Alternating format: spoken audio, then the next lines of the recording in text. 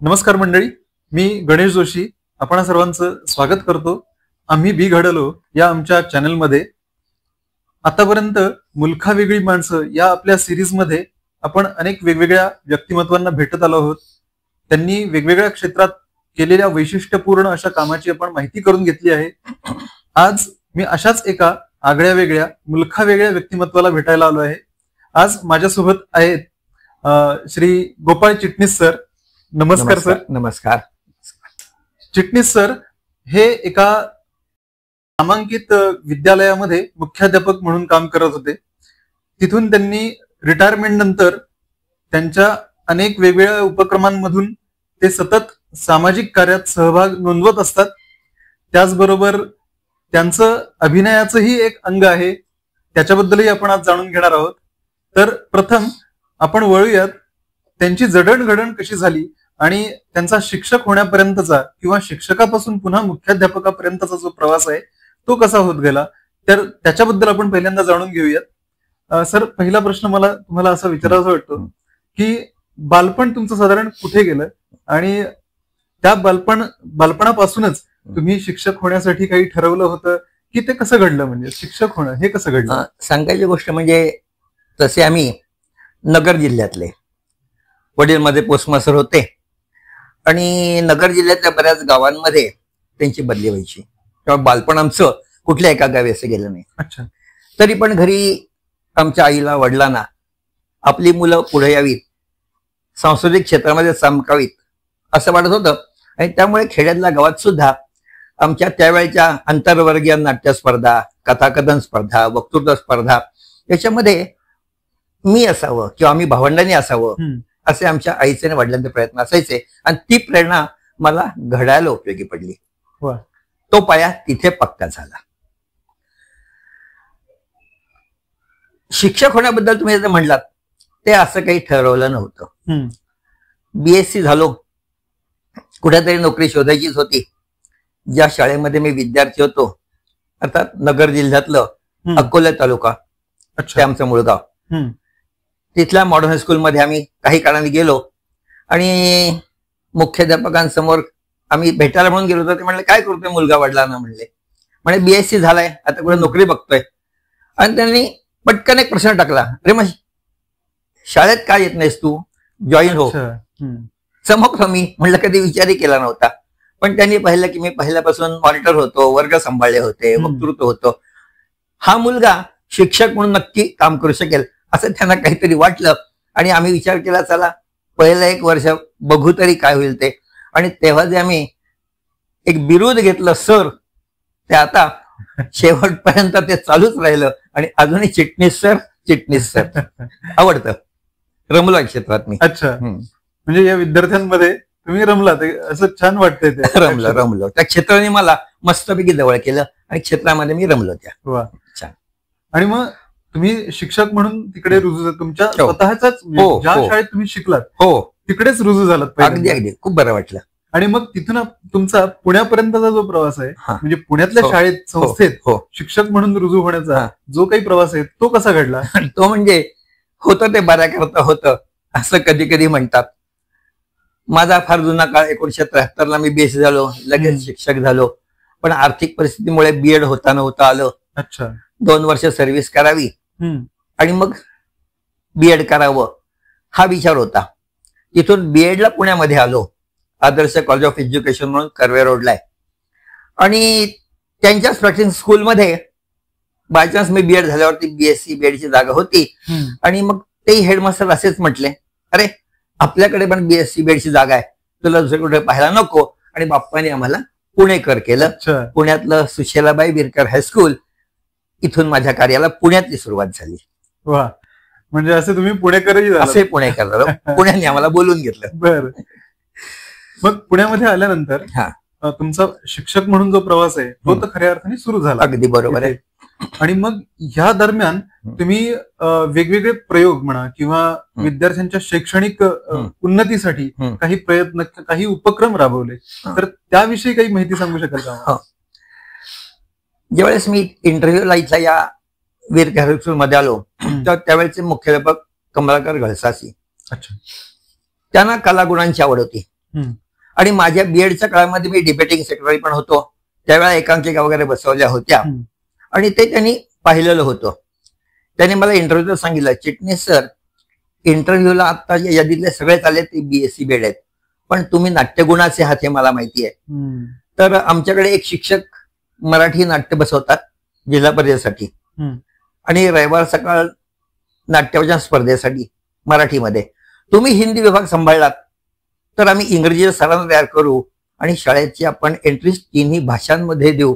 आणि अशा प्रकारे मी सायन्स टीचर बरोबर नाट्य शिक्षकही त्या ठिकाणी झालो आणि त्या क्षेत्रात शेवटपर्यंत आमच्या मुलांना आंतरशालेय स्पर्धांमध्ये छान बक्षिसं मिळाली.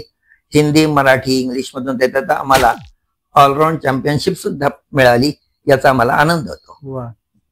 म्हणजे तुम्ही सायन्सचे टीचर म्हणून रुजू झालात. हो, अगदी बरोबर आहे.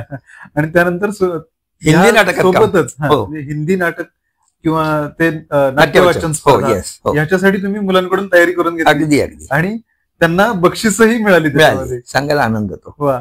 आणि मग अशा तऱ्हेने त्यांची सांस्कृतिक वाटचाल म्हणजे शाळेचीच सांस्कृतिक वाटचाल अशी भरभराटी झाली असं म्हणायला हरकत नाही. नक्की. शाळेचंही नाव झालं. मुलं अजूनही आठवण करतात जेव्हा जेव्हा कुठे माझे विद्यार्थी भेटतात तेव्हा, सर तुमच्यावर मी हिंदी नाटकात होतो, सर तुमच्यावर मी असं नाट्य स्पर्धेला होतो, सर तुमच्यावर मी विज्ञान निबंध स्पर्धांमध्ये काम केलं. हो, तेही काम होतं माझं की नाट्याच्या जोडीला विज्ञानाबद्दलही काम केलं, विज्ञान अध्यापक संघामार्फत मुलांसाठी. विज्ञानाची गोडी लागण्यासाठी मुलांना हो असं त्या दृष्टीने देखील काम झालं. खूप छान. गणित आणि विज्ञान मुलांना गोडी कशी निर्माण व्हावी, आपलं अध्यापन विज्ञानाचं रंजक कसं व्हावं, गणिताचं कसं रंजक व्हावं, याचे सुद्धा मी खास माझे वेगळे काही प्रयोग केले की जेणेकरून मी वर्गात यावं असं मुलांना वाटत होतं. कपाळाला आठ्या कधी पडल्या नाही. म्हटलं एखादे छान किस्से सुद्धा सांगता येऊ शकतील. नक्कीच एखादा किस्सा आम्हाला ऐकायला आवडेल. चालेल. एकदा हा माझ्या नंतरच्या काळातला मुख्याध्यापक काळामधला, बऱ्याचदा शिक्षक रजेवर असतात आणि तेव्हा ऑफ तास काढावे लागतात आणि मग कुणी जायचं. एकदा दिवस असा प्रसंग आला की शिक्षक कुणीच मिळेल नाही का वर्गाला. 6वीच्या गणिताचा तास होता, मुख्याध्यापक असलो तर मी गेलो. अच्छा. कामाबद्दल ठेवली. म्हणलं वर्गावर आपण जायचं, ऑफ तास कसा घ्यायचा. वर्तुळ हा विषय त्यावेळेला चालू होता. मी काय केलं, 1-2 मिनिटात 5 मिनिटात माझ्या समोर अशा काही कल्पना तयार होतात. तास होण्यापूर्वीच ग्राउंडवरच्या फळ्यावरती एक मोठं वर्तुळ काढलं.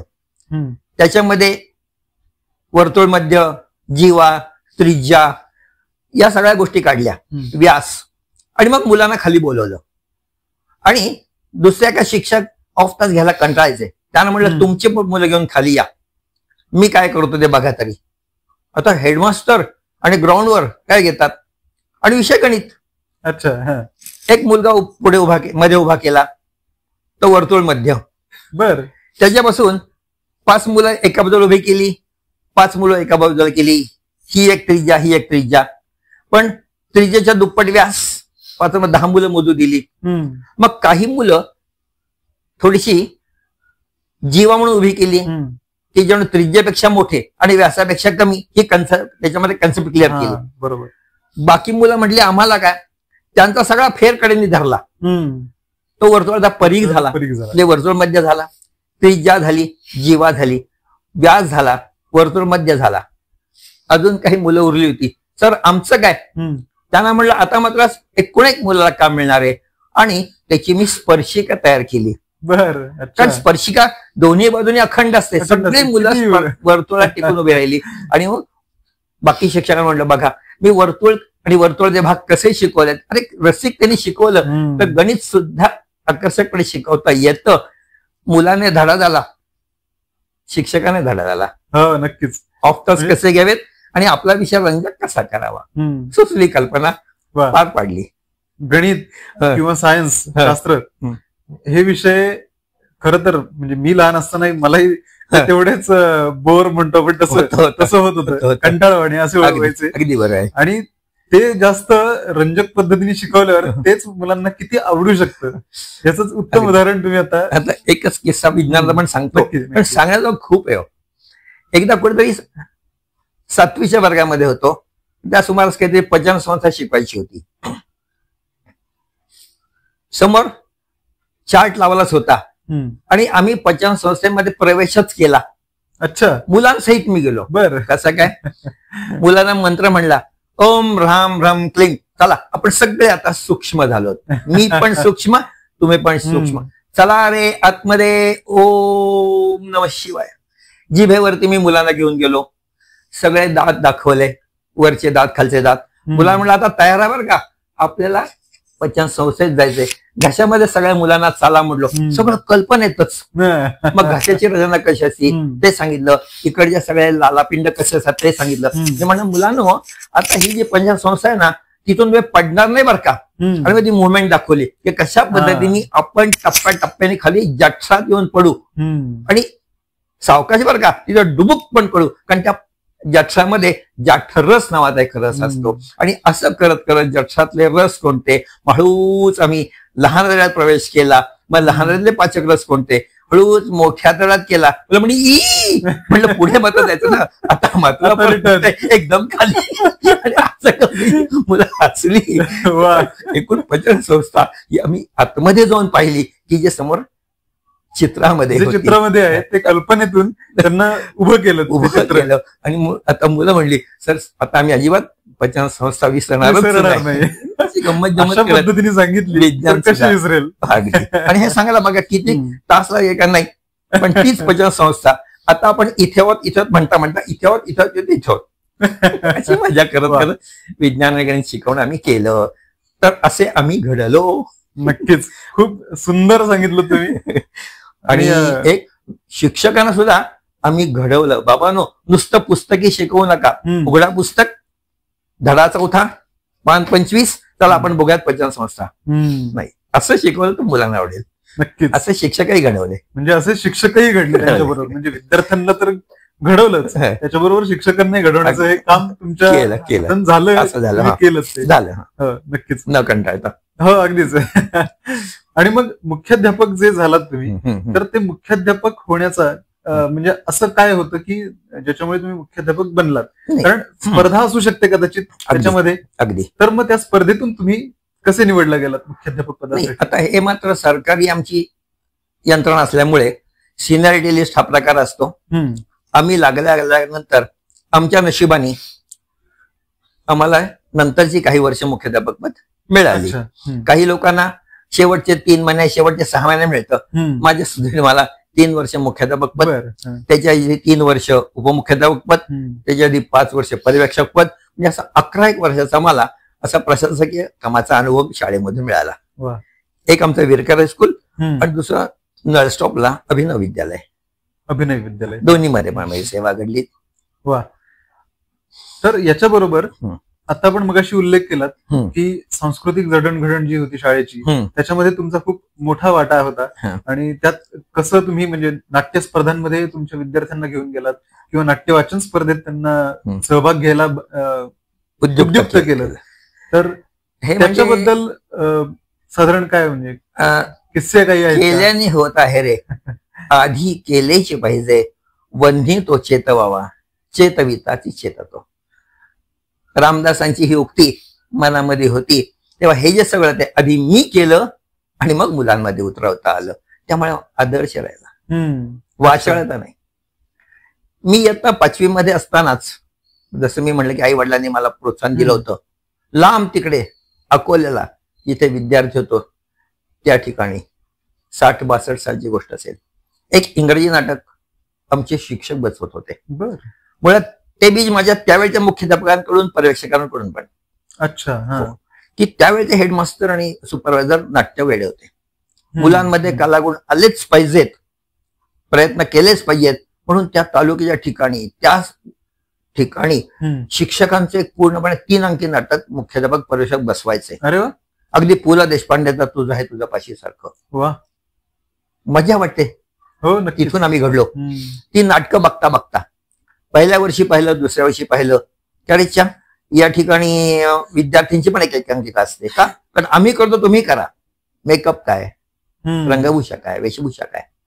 तर त्यावेळेस एक स्लीपिंग ब्युटी नावाचं एक नाटिका बसवली जात होती मुलांसाठी. पहिल्यांदा इंग्लिश नाटिकेमध्ये माझा प्रवेश. वा. मजा वाटली. त्याही शिक्षकांनी करून घेतलं. पण नाट्यप्रवेश माझा अकोल्यामध्ये झाला. एका नाटिकेमधून, स्लीपिंग ब्युटी, अजून ते नाव आठवताना मजा वाटते. मग आकाशवाणीकडे पुण्यामध्ये मला यावं लागलं. काही कारणे वडिलांची खेड्यात बदली झाली. पुण्यामध्ये एक मामा राहत होते. पुन्हा मामाकडे राहण्याची ऍडजस्टमेंट करून कलेत रस घेतला. त्यावेळेला मला एक शिक्षिका होत्या नयनतारा देसाई म्हणून, त्यांनी एक नाटिका बसवली होती. त्या नाटिकेत मी भाग घेतला. मग त्यांनी एक विमाजन नावाची नाट्यशाळा बसवली होती. ती मला करायची संधी मिळाली. त्यानिमित्ताने माझं आकाशवाणीमध्ये पहिलं पाऊल पडलं, पुणे आकाशवाणीमध्ये. म्हणजे विद्यार्थी दशेमध्ये असताना. आणि मग शिक्षक झालं होतं काय, पुण्याने आम्हाला बोलवलंच होतं. मग त्यावेळेस शिशुविहार झालं, बालोद्यान झालं, अधिकृत पुणेकर झालं. अगदी युवावाणीत कामं केली. आणि मग शालेय शिक्षक झालो. आणि मग शालेय आकाशवाणी नावाचा एक विभाग आहे असं कळलं. आणि मग मुलांसाठी नाटिका लिहिल्या, मुलांसाठी काही छोटेसे टॉक्स तयार केले, मुलांकडून ते म्हणवून घेतले. बालोद्यानसाठी कार्यक्रम आम्ही बसवले आमच्या मुलांचे. निमित्ताने माझ्या विद्यार्थ्यांना संधी मिळेल. हो अगदीच. आणि तेही त्यांची आठवणी होत्या. स्टुडिओ कसा असतो, रेकॉर्डिंग कसं केलं जातं. आणि मग हा आवाज जस्ट एअरवर जात राहिला तर मुलांना आनंद होत गेला. मी आज आकाशवाणीवर होतो. आम्ही केलं, नंतर मुलांनाही करून घेतलं. तुम्ही आता शाळेमध्ये असल्यापासून, म्हणजे शाळेमध्ये शिक्षक म्हणून रुजू झाल्यानंतर तिथून पुढे सांस्कृतिक प्रवास सांगितला. त्या व्यतिरिक्त तुम्ही मालिका, नाटक किंवा सिनेमा या क्षेत्रातही काही छोट्या भूमिका किंवा मोठ्या भूमिका केल्या आहेत असं देखील मला समजलंय. बरीच माहिती काढली दिसते. मुलाखत करावंच लागतं म्हणत. पार्श्वभूमी काहीतरी पाहिजे. खरे राजा. काय होतं, अंगामध्ये जी एक उर्मी आहे ती उर्मी बसू देत नाही. आवड असली की सवड काढता येते. दमून गेलो वा असं कधीच म्हटलं नाही. आणि मगाशी म्हटल्याप्रमाणे आकाशवाणीचे कार्यक्रम केलेच. मराठी ड्रामा ऑडिशन पास झालो. मराठी नाटिकांमध्ये सोमवारी 9 वाजता आम्ही सादर व्हायचो. मग हिंदी ड्रामा ऑडिशन पास झालो रेडिओची. मग शुक्रवारी 10 वाजता हिंदी नाटिका असायच्या श्रुतिका, त्याच्यामध्ये काम करायची संधी मिळाली. असं करता करता बाहेर बालचित्रवाणीची कोणीतरी आम्हाला वाट दाखवली, कारण ते मुलांसाठीच होती. मग इथून आपण कार्यक्रम बसवायचे आणि मुलांना घेऊन जायचं. त्या ठिकाणी मुलांचे कार्यक्रम बरेच. पटकथा लेखनाचा कोर्स त्यांचा केला गेला. अच्छा. ते कशा पद्धतीने पटकथा लिहावी आणि मुलांसाठी सादर करावी. एक त्यातला छोटासा किस्सा सांगायचा म्हणजे गोनी दंडेकरांची अभंग संस्कार नावाची एक गोष्ट मराठीच्या अभ्यासक्रमामध्ये होती. मी तीच निवडली. बरं. आणि तीच त्या ठिकाणी मी आजोबा झालो. एका मुलीला माझी नात केली आणि ते अभंग संस्कार कथा तिथे थांबत वेळ गोष्ट सांगतो. पण कॅमेरा समोर ती कथा सांगण्यास सुद्धा मजा वाटली. त्यावेळेचा माझा गेटअप अगदी आजोबाचा. आणि त्यावेळेला माझ्या नातीचा, शाळकरी मुलगी शाळेच्या वेशातली, ते नातीच्या वेशामध्ये प्रकार पोलक. पण अशा सारखे कार्यक्रम बघताना मुलांना मजा वाटायची. नक्कीच. हो. वा, फार छानच किस्सा आहे हा. किस्सा अभंग संस्कार. कधी हे फोटो बघण्याने मजा वाटते की आपण कसे कामं केली, मुलांना कसं कुठं कुठं नेलं. आणि मग अभिनय क्षेत्रात सुद्धा जे काही तुम्ही छोट्या मोठ्या भूमिका केलात त्याबद्दल काही आठवणी आहेत का? पुन्हा स्लीपिंग ब्युटी पण सुरुवात झाली. मग कॉलेजला मी डिबेटिंग सेक्रेटरी होतो, नाट्य विभागामध्ये होतो बीएडला. तेव्हा एका बसवली. अच्छा. नाटक बसते आहे. एक होती दादाभाई नवरोजी. तर तो बॅकग्राऊंड पाठीशी होतं. आणि त्याच वेळी हेडमास्टरना माहिती होतं की आपण बाहेर पण चमकला पाहिजे. मग आमच्या कमाल घळसासी आणि आमचा ऋग्वेदी ब्राह्मण संघ असा ऍक्टिव्ह होता त्या काळात. तेही सभासद, मीही सभासद. आणि भ्रमाचा भोपळा नाटक बसवायचं ठरलं होतं आमच्या रंगमंचावर. अगदी रंगभूमीवरती आपण हौशी माणसाने कामं करायची. आणि पुण्यामध्ये पहिल्यांदा असा मी मोठ्या नाटकात काम केलं भ्रमाचा भोपळामध्ये. एकदा निरंजन भूमिका केली. पुन्हा एकदा एक संधी आली, त्याच्यामध्ये पण एक भूमिका मला करायला मिळाली, भुलेश्वर नावाची. तो मी नव्हेस मध्ये ऍडव्होकेट विप्रदास, त्याचा मध्ये माझे नाट्यवाचन ते होतं. पण अशी सांस्कृतिक रंगमंचाची वाटचाल स्टेजची झाली आणि ती पुढे उपयोगी पडली कॅमेरा समोर काम करायला. सांगू नक्कीच. हो, मी उत्सुक आहे खरं ऐकायला. नाही बोलायला लागलो की तास संपला, घंटा वगैरे सर तास संपला. नाही तसं सांगा थांबू. नाही नक्कीच ऐकायला नक्कीच आवडेल. कॅमेरा समोर काम करायचा अनुभव बालचित्रवाणीने दिला होता. स्टेजवर काम करायचा अनुभव होताच. आणि मग एकदा पुण्यातल्या अशाच काही कोऑर्डिनेटर लोकांना कळलं की चिटणीस गोपाळ काम करू शकतो. अच्छा. कुणी मला रवी ओळखणार होते, हा रवीला देऊ शकतो. आणि मग कुणीतरी एकानी विचारलं, म्हणलं संधी कशाला सोडतोय. एकदा केलं, दोनदा केलं, तीनदा केलं आणि शिक्का मस्त बसला. सिरियल, डॉक्युमेंटरी, ऍड फिल्म्स अच्छा काम करायला मिळाले. मराठी, हिंदी, FTIच्या काही शॉर्ट फिल्म्स केल्या. बर, फिल्म मध्ये पण अगदी तिथं जे विद्यार्थी आलेले असतात FTI मध्ये, त्या विद्यार्थ्यांमध्ये कोणी डायरेक्टर म्हणून काम करणार असतो, कोणी पटकथा लेखनाचा अभ्यासक्रम करत असतो, कोणी नेपथ्याचा अभ्यासक्रम करत असतो, कोणी कॅमेरामनचा अभ्यास करतो. आणि सगळ्यांची म्हणजे एक फिल्म त्यांची करायची असते टीमवर. त्यात लोकल आर्टिस्ट म्हणून आपले लागतात. त्यात माझ्या अशा 8-10 फिल्म मध्ये काम केल्या. अनेक प्रकारचे रोल केले. आकाशवाणीवरचे जसे तसे फिल्म इन्स्टिट्यूट मध्ये कोणते रोल केले, हा एक वेगळाच किस्सा होऊन बसतो. छान. अच्छा. तर त्यामधल्या या ज्या काही भूमिका केल्या याच्यात तुम्हाला तुमची आवडलेली एखादी भूमिका आहे का? खरं म्हणलं तर खूप भूमिका आवडल्या जात असतात. पण एकाच्या मध्ये मी एक आजोबा, माझा एक नातू, माझा मुलगा, माझी सुनबाई, अशाच एक पटकथा एका मुलांनी लिहिली होती. आणि तिथे संस्कार प्रकार होता की आजोबांना दोन्ही जनरेशनशी जुळून घेण्यासाठी काय काय कसरत करावी लागते. आणि त्याच वेळेला माझी मिसेस गेलेली दाखवली होती त्याच्यामध्ये. बर. आणि माझं एकाकी पण आनंदी करत करत मी माझ्या मुलावर संस्कार करतो. मुलगा आणि सून याच्यामधले मतभेद मिटवतो. आणि अशा प्रकारची फिल्म, काय वेगळा थीम ते लोक करत होते आणि आम्ही ते सादर करत होतो. पण त्यावेळची माझी आजोबाची भूमिकाचा फोटो अजूनही जपून ठेवलाय की फिल्म इन्स्टिट्यूट मध्ये मी एक असाही आजोबा होतो. आणि ती तुमची ती सगळ्यात आवडती भूमिका. आवडती, कारण डायलॉगच छान होते. वा, फार छान वाटलं.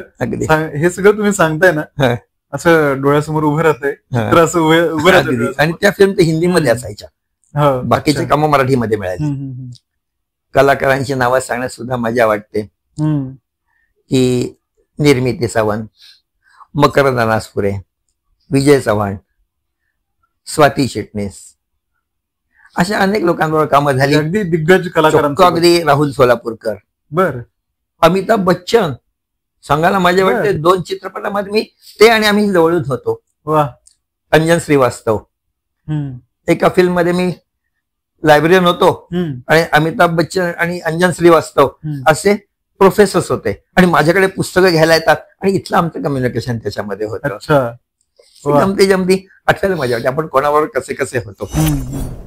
अशाही भूमिका मिळाल्या. हो, भूमिका मिळाल्या आणि अशी माणसांबरोबर काम करायचा प्रश्न योग आला. फारच सुंदर. मग ह्यासोबत तुम्हाला ट्रेकिंगचा देखील छंद आहे. हो. तर त्याबद्दल काही किस्से किंवा त्याबद्दलचे काही गोड आठवणी आहेत का? गोड आठवणी म्हणण्यापेक्षा आपण करू शकलो याचा आनंद. एक इथे भारत स्काउट ग्राउंडशी काही कारणाने संबंधित आलो.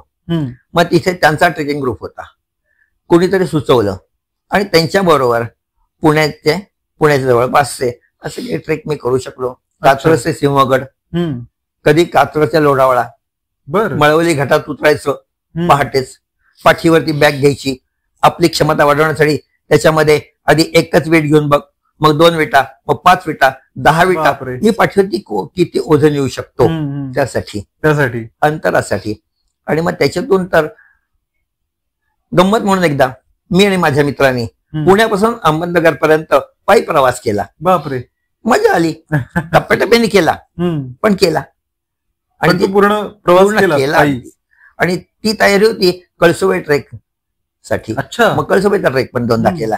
अरे वा, अशी मजा, बराच मजा येत गेली. ट्रेकिंगचा पण तुम्हाला अनुभव आला आणि आनंद घेतला मी तो. वा. मग सिंहगड आणि म्हणजे कात्रजचे सिंहगड हा जो ट्रेक आहे हा कसा आहे, म्हणजे तुम्ही स्वतः आता केलाय? हो, तो चॅलेंजिंग आहे पण खूप मोठा नाहीये. अच्छा. सकाळ ते संध्याकाळ पूर्ण येतो. बरोबर. सकाळी निघालो, पहाटे 4:05 वगैरे तिथे पोहोचलो. माहितगार असतात, पण त्या डोंगर दऱ्यांमधून आपण फक्त त्यांच्या मागे चालत राहण्यात सुद्धा एक मजा. जाताना वाटेने वेगळी शेतं पाहायला मिळणं, ओढ्या नद्या नाले ओलांडत जाणं. आणि असाच एक लक्षात राहण्याजोगा म्हणजे शिरूरचे एक प्राध्यापक होते, सुहास जोशी म्हणून, इतिहासाचे. त्यांच्याबरोबर जुलै महिन्यामध्ये ज्या एका तारखांना शिवाजी महाराज विशाळगड ते पन्हाळगड गेले, अच्छा, तोच ट्रेक आम्ही केला. अर्थात चुकलं, पन्हाळगड ते विशाळगड. अगदी त्यासाठी आम्ही कोल्हापूरला गेलो, सकाळी पन्हाळ्यामध्ये गेलो आणि 50 माणसं आम्ही त्याच वाटेनी, त्याच पावसाळ्यात त्या वाटेने, भले आम्ही 2 दिवसात ट्रेक पुरा केला तो, पण पन्हाळगड ते विशाळगड ट्रेक केला. ही मजा त्या इतिहासाच्या प्राध्यापकांबरोबर छान आम्ही एन्जॉय केलं. तोही एक अनुभव आहे. कारण खरोखर इतक्या घेवड्या, कधी पाण्यातून गेलो, ओढ्यातून नाल्यातून गेलो, निथळच्या पावसातून गेलो. कारण त्याच तारखांना जुलैच्या पावसात अनुभवायचं. अरे महाराज कसे गेले असतील, त्यांचे मावळे कसे गेले पन्हाळगड ते विशाळगड. मजा आली. म्हणजे तो जो महिना होता, मे महिना, सॉरी जुलैचा महिन्यात भर पाऊस, त्यांनी त्याच तारखा ठरवल्या. अगदीच, म्हणजे इतिहासाचा तसा अनुभव घेता यावा इतिहासाप्रमाणे ते ठरवलं होतं. वा. मग जो ट्रेकिंगचा जो छंद आहे, तर विद्यार्थ्यांसोबत कधी ट्रेकिंगला जाण्याचा वेळ किंवा तुम्ही अशी कधी आयोजित केली का? फारसा नाही, कारण त्या ट्रेकिंग मध्ये एक रिस्क असते मुलांना सांभाळून देण्याची. सहली बऱ्याच केल्या. अच्छा. पण ट्रेकिंग मध्ये फक्त सिंहगड, नंतर एकदा जुन्नरला, शिवनेरी. पण ते ट्रेकिंग नसतं, पण ठीक आहे, डोंगर चढण्याचा आनंद मुलांना दिला. नाही, अगदी मुलांसाठी तेच तेवढा पुरेसा होता. पण प्रत्येक सहल सुद्धा चिटणीस सर पाहिजेत सहलीला, असंही तिथं आमचं नातं होतं. तसं चिटणीस सर पाहिजे तसं. कारण सहलही नियोजन करणं हे कौशल्य असतं. न कंटाळता खूप म्हणा. अगदीच नक्कीचणार नाही, मातणार नाही, घेतला वासा टाकणार नाही. घेतलंय ना शिक्षकीपेक्षाचं काम आनंदाने पाडूया असं केलं. त्यात थोडस त्याला सांस्कृतिक, सहली याची जोड दिली आणि उपक्रम. आणि या उपक्रमांमुळे ते शिक्षण त्यांचं आनंददायी झालं असं नक्कीच आपण म्हणू शकतो. अगदी. वा. तर तुमचा हा जो पूर्ण प्रवास आहे हा खूप छान उलगडला. आता तुमच्या बरोबर गप्पा मारताना वेळ कसा पुढे चालला हे कळलं नाही त्याच्यामध्ये. मी तेच म्हणतो, तासाची घंटा वेळ बघा. नक्कीच. Okay sir. तर आता जाता ह्या संपूर्ण कारकिर्दीमध्ये म्हणजे शिक्षक आणि मुख्याध्यापक जे झाला, तर यातल्या 1-2 अशा सुहृद अशा आठवणी काही आहेत का? कोणत्या? संपूर्ण जो शिक्षक ते मुख्याध्यापक जो प्रवास तुमचा शालेय जीवनाचा होता, त्यातल्या म्हणजे अगदी मनाच्या जवळ असणाऱ्या अशा काही आहेत का? आठवणी तर तशा खूप आहेत. काही आठवणी मुलांना मी एनकरेज कसं केलं आणि त्यातून मुलांच्या चेहऱ्यावरचा आनंद अनुभवणं, हा एक अनुभव आठवण्याचा. काय दुसरा, गरीब विद्यार्थ्यांना कशी मदत करता आली, तो एक आठवण्याचा प्रकार आहे. अच्छा. एक वृद्ध म्हणा तर वेगळा सांगतो, छोटासा मुलांच्या वागण्याबद्दलचा. 9वीतला एक मुलगा एका वर्षी हटून बसला, त्याच्या आवडीच्याच वस्तू पाहिजेत म्हणून. काय त्याला काहीतरी मोठे भारी बूट पाहिजे होते. खूप जुना काळ आहे. पालकांची परिस्थिती सामान्य होती. त्यांनी मागच्या वर्षी सांगितलं पुढच्या वर्षी घेऊ. पोराने कसं मागचं वर्ष काढलं आणि या वर्षी घेऊन पासून हट्ट. पालकांना 3 मुलं, जबाबदारी असते, याचा हट्ट यावर्षी पुरवला नाही. आणि एक दिवस आई आणि वडील दुपारी आले, सर बोलायचंय. आज मुलांनी डबा पण फेकून दिला, अन्नाचा अपमान केला. का? त्याच्या मनासारख्या गोष्टी आम्ही देऊ शकत नाही म्हणून. तो म्हणतो गेल्या वर्षी नाही, आत्ताही नाही. मग जन्म कशाला दिला? बापरे. वाईट वाटलं, असं नको घडायला. म्हणलं इथं आपण कसं घेतलं पाहिजे. पालकांना म्हणलं तुम्हीच आतमध्ये या.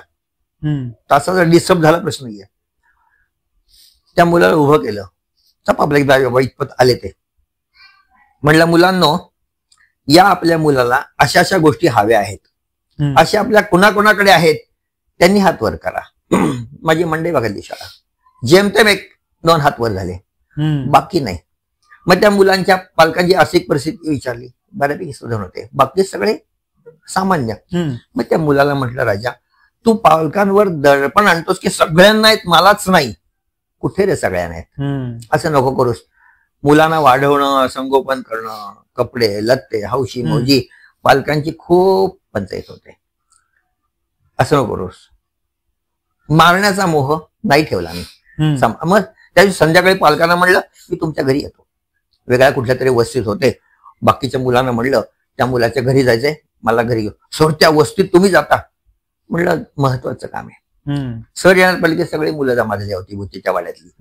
त्याचे एक भाऊ बहीण पण घरी होते. अच्छा. मग मी त्याला मुलाला म्हणलं, आता बघ हा तुझा भाऊ कॉलेजला आहे, त्याला पण आज म्हणलं कुठेतरी सहलीला जायचंय आणि तो पण म्हणतो बाबा मला 2000 सहलीला द्या. ही तुझी बहीण कॉलेजची आहे, हिचे ड्रेस बघ किती साधे आहेत, तिला पण वाटेल मला खूप भारी पाहिजेत, तिला 2000 द्यायचे. तुला अरे आज जून महिन्यात किती खर्च होतो. आज मी म्हणतो पालकांचा हा पैसा महिन्याचा येणार तुझ्या हातात देतो, त्याच्यात तू सगळा घरखर्च भागव, या भावाला 2000 दे, बहिणीला तुझे 2000 काढ. मग जमतंय का? मग गप बसला. आमचं काही म्हणणं नाही भाऊ, कसं बसवायचं ते गणित तू. आणि असे काही अनेक प्रसंग त्या मुलांनी तुमच्याकडे कधीच हट्ट केला नाही, उर्मट बोलला नाही, आणि असे अनेक किस्से म्हणजे बदल त्याच्यात घडला या घटनेमुळे. अगदी. पण ते केलं. अगदी त्याच्या वाडी कुठल्या तरी वस्तीत घरी जाऊन तुलना करून देऊन. म्हणजे शिक्षकाचं आणि विद्यार्थ्याचं नातं कसं असतं हे दाखवणारा हा एक उत्तम किस्सा. म्हणून म्हटलं की अनेक किस्से गेले की हा हृदयच म्हणायला पाहिजे. अगदीच अगदी. म्हणून म्हटलं की असे काही प्रसंग असतात जे आपल्याला बऱ्याचदा आपण शांत एकांत डोक्याने सोडून तेव्हा आठवतात आणि मध्येच आठवतात. किती वर्ष होऊन गेली, 30 वर्षापूर्वीचा हा किस्सा, त्याचं घर, त्याची वस्ती अजूनही आठवत आहे. हेच खरं शिक्षकाचं आणि एक कसं बसतं म्हणायचं. कसं बसतं. खूप छान वाटलं सर तुमच्याशी गप्पा मारताना. आणि एवढ्या सगळ्या तुम्ही आठवणी आमच्यासोबत शेअर केल्यात, आणि तुम्ही तुमच्या जो काही वेळ तुम्ही घालवता त्याच्यामधला एक महत्वाचा मोलाचा असा वेळ आमच्यासाठी दिलात, त्याबद्दल मनापासून तुमचे धन्यवाद. आणि इथून पुढची तुमची जी वाटचाल आहे, जे सामाजिक काम सुरू आहे ते पण असंच सुरू राहू दे. त्याबद्दल त्यासाठी तुम्हाला अनेक अनेक शुभेच्छा देतो सर. शुभेच्छा तर मीही तुम्हाला द्यायला हवा, कारण तुम्ही पण हे काम निवडलं. जिथे जे काय वेगळं आढळतंय ते तुम्ही कुठेतरी 4 माणसांसमोर मांडताय. कधी धरून चालू माझ्यासारख्या इतरांच्या मुलाखतीने प्रेरणा घेऊन अजूनही काय माणसं घडतील. नक्कीच. आणि तुमच्या कामाला तेच यश असेल समजू. तुमच्याही कामाबद्दल शुभेच्छा. धन्यवाद. धन्यवाद.